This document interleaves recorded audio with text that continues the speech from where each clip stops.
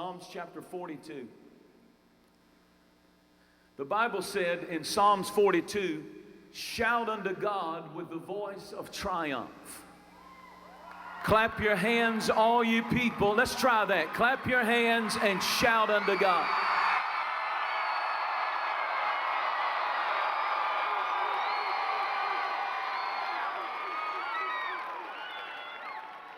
Some time ago, I had the privilege of going to a football game in the NFL. The Atlanta Falcons were playing, and I noticed how enthusiastic the fans were. And tonight, I'm going to preach to you about real fans. Tonight, I'm going to preach to you about something that I believe is critical to your life and God's plan for your life. You see, the word enthusiasm is the word that comes from God's name. Do you know that God in the Greek language, the language the New Testament was written, is the word theos, from which we get enthusiasm. In other words, enthusiasm has its base and its core in God Himself. God, when He wanted to describe who He was, put in His name enthusiasm.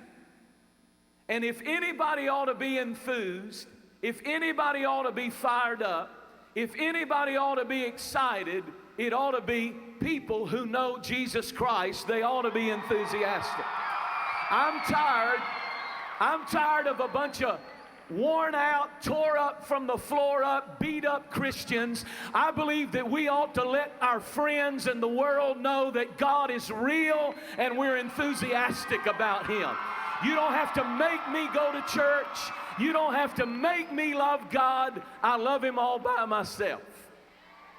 And so as I was sitting at this ball game, I began to notice the fans.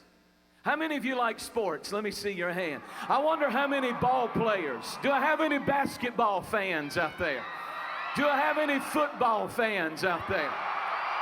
Do I have any Georgia Bulldogs out there? Do I have any Florida Gators out there? Do I have any Alabama fans out there? I know I do. I gotta stop. I know. Go on and holler your name out. Which state and what team you're for.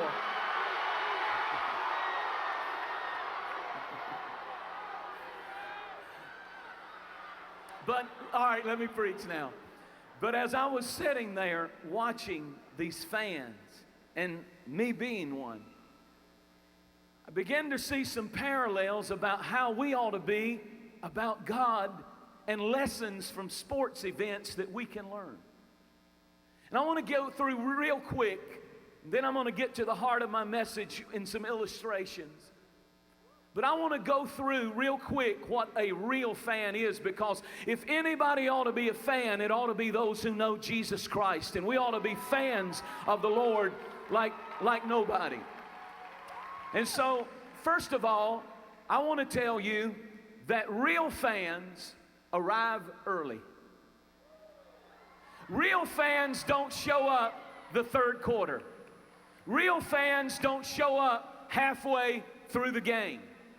If you're a real fan, you have a tailgate party. If you're a real fan, you start talking about it before you ever get there. If you're a real fan, you can't wait till it starts. And you know what we need? We need a generation of young people who are fans of the church and fans of Jesus Christ, and they don't have to be dragged to church, but they can't wait to get to church. The other week, some months ago, I should say, I was in California preaching in Los Angeles, and I went down the Walk of Stars there, Hollywood Boulevard, and I noticed people camped out in tents. And I asked them, what are you doing? And they said, we're waiting on tickets. Tickets for what?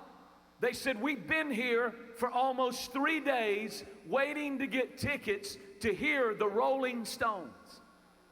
Now imagine waiting and living on a sidewalk for 3 days to hear a 65-year-old man in spandex sing, I can't get no satisfaction.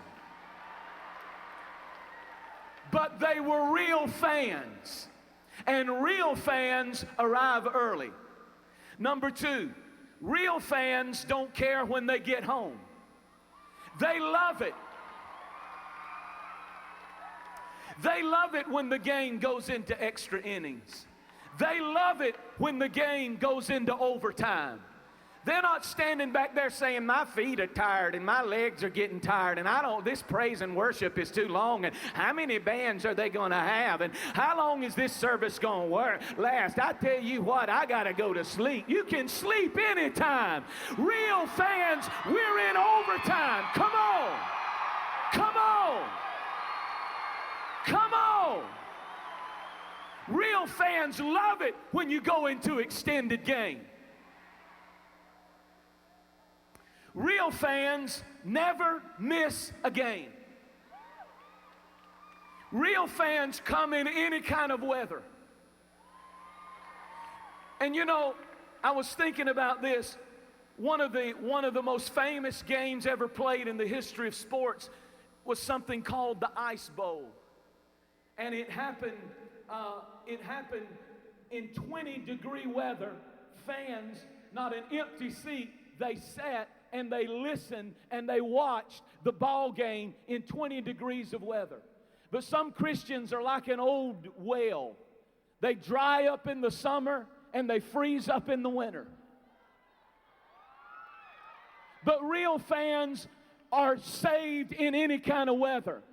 You know, in the fall, you're going to go back to school, and I'm glad you're fired up in here, but real fans live it when you go back to school in the fall. Real fans live it on the beach at spring break. Come on. Real fans can go to the beach and not get drunk and lose their virginity. Real fans of Jesus Christ live it during the summer, during the winter, during the fall. Do I have any real fans up in the balcony anyway? I'm a fan of Jesus Christ. Real fans want the best seats in the house. I got to preach right here. See, I got a dream. I've got a dream that when this conference is over, young people will go back to their church and they won't come sashaying in the back 20 minutes late, flop down on the further seat from the pulpit, pull out their iPod and listen to it, or text message their friend during the sermon and talk about the latest whatever. I got a dream that young people are going to move from the balcony to the front of their church and say, we're here to take over. We're here to step up. We're here to get in it. We're here to get in it. Guys, I want you to take that down off of that. I don't like that at all. Take my name down. It doesn't belong up there. Get it off quick. If we're going to put somebody's name up, put Jesus up there so we can really shout. Come on. Come on. Come on. God's going to do something in this place tonight. We need some real fans. I'm tired of bashful Christians.